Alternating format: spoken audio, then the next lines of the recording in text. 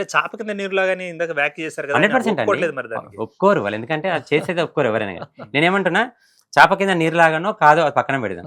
నిజంగా క్రిస్టియానిటీ గొప్ప మతమే అయితే ఎందుకు క్రిస్టియన్‌గా మారిన వాళ్ళు మళ్ళీ గర్వాపసి అయ్యి హిందుత్వంలోకి వస్తున్నారు? ఓకే. అది మేమేమన్నా పడుతున్నామా? హ్మ్. మేమేమన్నా మ్యాజిక్ చేస్తున్నామా? లేకపోతే మీ దేవుడు గొప్పవాడు కాదా? చెప్పమనండి. మీరేమంటారండి పాస్టర్ గారు? మంచిది. నవీన్ గారు మరొకసారి ఆహ్, పూర్తి అవగాహనతో మాట్లాడలేదు. హ్మ్. మా దేవుడే గొప్ప అని మీరెలా చెప్తారు? అలా చెప్పినప్పుడు మీ దేవుడు గొప్ప కాదు అన్నట్టు కదా! ఇది లీగల్ ఇష్యూ అవుతది అనేటట్టుగా ఆయన మాట్లాడాడు. నేను మరొకసారి చెప్తున్నాను. ఆర్టికల్ 25లో ఎవరు ఏ మతాన్నైనా స్వీకరించొచ్చు, పాటించొచ్చు, మత స్వేచ్ఛ ఉంది. వ్యాప్తి చేసుకోవచ్చు. హ్మ్. ఓకే. నేను ఇతర మతాల మనోభావాలను వినండి. దెబ్బతీయనంత వరకే. నేను ప్రభువైన యేసుక్రీస్తుని అంగీకరిస్తున్నాను. నా ప్రామాణిక గ్రంథం బైబిల్. ఈ బైబిల్‌లో మొదటి పేజీ నుండి చివరి పేజీ వరకు ఏముందో దాన్ని నేను నమ్ముతున్నాను. కాబట్టి నేను క్రైస్తవుడిని. ఈ బైబిల్‌లో ఏముంది అంటే, దేవుడు సైన్యములకు అధిపతి అయిన యెహోవా మాత్రమే. ఇంకే దేవుడు లేడు. ప్రభువైన యేసుక్రీస్తు మాత్రమే. ఇంకెవరు లేరని ఈ బైబిల్‌లో వ్రాయబడింది. నేను క్రైస్తవునంటే దీన్ని నమ్ముతున్నాను. దీంట్లో ఉన్నదాన్ని నేను ప్రకటిస్తున్నాను. రైట్ అంటే పాస్టర్ గారు నమ్ముతుంది వినండి. మేము కూడా నమ్మాలా? వినండి. అది ఎంత మన మీరు క్వెషన్ నమ్మరు. అదే కదండి. మీరు నమ్మమని నేను చెప్పలే. నేను నమ్ముతున్న దాన్ని మాత్రమే చెప్తున్నాను. మీరు చెప్తున్నారనే మా బాధ కదండి. ఉదాహరణకి మీ క్లాస్‌లో నమ్మకం అని చెప్పండి. బైబిల్‌లో ఇది రాయబడింది. Right. నేను దీన్ని ప్రకటిస్తున్నాను. ఓకే. మీరు నమ్మితే నమ్మొచ్చు లేకపోతే లేదు. అది మీ స్వేచ్ఛ. మీ హక్కు అది. చెప్పడం నా బాధ్యత. వినడం వినకపోవడం పొరపాట్లు మీ ఇష్టం. ప్రభువైన యేసుక్రీస్తు ఏమంటారు అంటే, మీరు సర్వలోకానికి వెళ్లి సర్వ సృష్టికి సువార్త ప్రకటించండి. నమ్మి బాప్తీసం పొందినవాడు రక్షింపబడతాడు. నమ్మని వానికి శిక్ష విధించబడుతుందని యేసు ప్రభువు చెప్పాడు. దాని ప్రకారం నేను వెళ్తున్నాను, సువార్త ప్రకటిస్తున్నాను. నమ్ముతావా లేదా మీ వ్యక్తిగతం. నేను బలవంతం చేయట్లే. ఇక్కడ ఇంకో మాట కానీ చెప్తున్నాను. కొన్ని బలవంతపు మత వస్తాను. మార్పిడులు జరుగుతున్నాయని అక్కడికి వస్తాను. ఒక పాయింట్ ఉందండి. అక్కడికి వస్తాను. నా దేవుడు గొప్ప అని చెబితే అంటే మా దేవుడు గొప్ప కాదా అని అంటున్నారు కదా! Hmm. ఇది లాజిక్ లేనటువంటి వాదన. ఎలాగంటే నా క్వెషన్ పేపర్‌లో 2 × 2 = డాష్ అని ఇచ్చాడు. నేనేం రాశాను అంటే 4 అని రాశాను. అయితే మిగతా పిల్లలు ఒకడు 5 రాశాడు, ఒకడు 6 రాశాడు, ఒకడు 3 రాశాడు, 2 రాశాడు, ఇష్టం వచ్చినట్టు రాశాడు.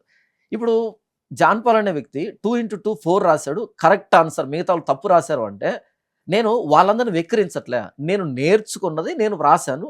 అది కరెక్ట్ అయింది. Hmm. ఇక 3 రాసినోడు వచ్చి అదేంటి నువ్వు 4 రాసావు అంటే నా 3 తప్ప, నా 2 తప్ప అంటే సారీ నాకు తెలీదు అదంతా. నాకు ఏమొచ్చో నేను రాశాను. నా బైబిల్‌లో ఏమైతే ఉందో దాన్ని నేను ప్రకటించుకున్నాను. అంటే మా దేవుడు తప్ప నాకు అనవసరం. నాకు తెలీదు. అది నువ్వు డిసైడ్ కావాలి. నా బైబిల్‌లో ఉన్నదని నేను చెప్పాను. నా బైబిల్‌లో ఏముంది? సైన్యములకు అధిపతి అయిన యెహోవా మాత్రమే దేవుడు. Right. ప్రభువైన Correct గా యేసుక్రీస్తు మాత్రమే అన్వేష్ చేసిన రక్షకుడు. కూడా అన్వేష్ చేసిన తప్పు అంటారా, ఒప్పు అంటారా రెండో విషయం పక్కన పెట్టండి. ఆయన బుర్రలో ఏముందో చెప్పాడు. అది తప్పు అని దేశమంతా 4 కోట్లాది మంది అంటున్నారు కదా. నేను కూడా తప్పని చెప్తున్నా కదా! అలా మాట్లాడకూడదు కదా! Hmm. నువ్వు ఒక యూట్యూబర్ అయ్యుండి ఒక మతాన్ని గురించి ఎందుకు మాట్లాడుతున్నావు? మతాల మనోభావాన్ని ఎందుకు దెబ్బతీస్తున్నావు? అది నీ పని కాదు కదా! Hmm. నువ్వేదో వీడియోలు చేసుకో. నీ కంటెంట్ నీకుంది. కానీ మతం జోలికి రావడం తప్పు. నేను కూడా చెప్తున్నా కదా! Hmm. అది తప్పు. Hmm. అలాగే దుర్గా గారు ఒక్క Yes. మాట. Hmm. 2 × 2 4 అని రాసిండ్రు ఆన్సర్. నేను 2 + 2 4 అని రాసిన. Hmm. కానీ 2 × 2 4 కరెక్ట్. 2 × 2 4 కరెక్ట్. Hmm. 2 + 2 4 కరెక్ట్ కాదు అని మళ్ళీ అంటే. మనం మ్యాథమెటిషియన్ అదే అండి ఇప్పుడు ఆయన అనేది ఎట్లుందంటే సార్ ఆ. 2 × 2 అంటే 4 అని రాసాను నేను. Hmm. వేరే మిగతా వాళ్ళు 3 రాసిండ్రో ఏమో రాసిరా అన్నాను. నేనేం చేసిన అంటే 2 + 2 4 అని రాసిన. కానీ అది కాదు 2 × 2 కరెక్ట్. అదే నందిని పందెం చేయడం అంటే ఇదే కదా. సో మీరు నమ్మిందే కరెక్ట్ కాదండి. నేనేమో- సమాజంలో ఒక లేదు. నిమిషం. సమాజంలో మీరు వచ్చే కన్నా ముందు కూడా ఇక్కడ ఒక ధర్మం ఉంది. Hmm. ఇది ఒక భారతదేశం. మీరు అన్నట్టుగా సెక్యులర్ అనేది ఆపాదించబడింది. అయినా దాన్ని మేము స్వీకరిస్తున్నాం. Hmm. ఎందుకంటే రాజ్యాంగానికి మేము కట్టుబడి ఉన్నాం. రాజ్యాంగంలో ఉన్నట్టుగా సర్వమత సౌభ్రతత్వం అనేది ఇంపార్టెంట్. రైట్. మీరు అంతేగాని మీరు వచ్చి ఏదేదో మేమే గొప్ప 2 × 2 అయితేనే 4 అవుతుంది. 2 + 2 4 కాదు ఎప్పుడైతే అనేది మీరు చెప్పడం అనేది తప్పు. 2 + 2 కూడా 4 అవుతుంది. 2 × 2 కూడా 4 అవుతుంది. కాదు. అది మీరు గుర్తించండి. నవీన్ గారు మీరు ఎప్పుడైతే Hmm. క్రైస్తవ్యం చాప కింద నీరులా విస్తరిస్తుంది అనే స్టేట్మెంట్ ఇచ్చారో మీరు సౌభ్రాతృత్వాన్ని కాల రాస్తున్నారని అర్థం.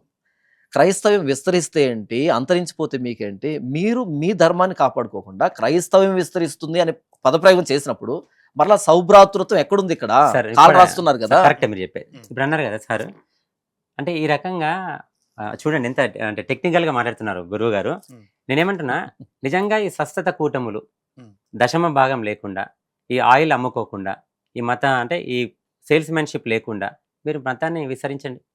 నేను ఒప్పుకుంటా. రైట్. ఈ ప్రశ్న ఒక్క మీరు నిమిషం సార్. స్వీకరిస్తున్నారా? సార్ ఇంకొకటి మీ ఇంకొకటి ఆన్సర్ ఈ సార్ ఇంకొకటి ఈ ప్రశ్నకి సార్ ఆన్సర్ ఇంకొకటి ఉంది అడుగుదామండి. ఇంకొకటి కూడా ఉంది. ఇప్పుడు సార్ గారు చెప్పినట్టుగా ఎవరో మనం సంధ్యావందనం చేస్తే మనం నీళ్లు కిందికి వదిలేస్తామండి. వేరెవరో వచ్చి నీళ్ళు వదిలేస్తే పైకి తీసుకోమన్నారు కదా.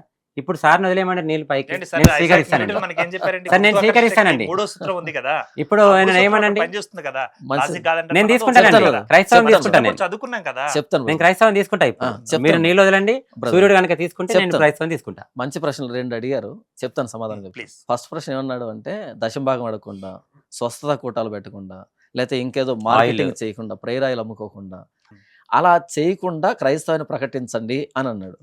అసలు ఇలా చేసే వాళ్ళని తప్పని నేను మొదటే ఖండించాను. ఇది తప్పు, ఇది అసలు క్రైస్తవ్యం కాదు, బైబిల్లో ఇది లేదని మొదటే చెప్పాను. ఇలాంటి వాళ్ళని ట్రోల్ చేయడం అన్నది క్రైస్తవ్యానికి మంచి పరిణామం అని కూడా చెప్పాను నేను. కాబట్టి దీన్ని నేను సపోర్ట్ చేయట్లే, మేమే పోరాటం చేస్తాం దీని మీద. ఇది ఫాల్స్. అయితే మొట్టమొదట భారతదేశానికి తోమా వచ్చినప్పుడు ఇలాంటివి చేయలేదు ఆయన. కాబట్టి నేను వ్యతిరేకించిన దాన్ని నాకు మరలా అడగడం అన్నది ఇన్వాలిడ్ అవుతుంది. అంటే మీరు ఉంది అందులోనే కదా, ప్రచారం చేస్తుంది ఎందులో దాని ఉన్నాను గురించే నేను? కదా. అదే ఎందులో ఉన్నాను నేను. క్రిస్టియానిటీ కాదా?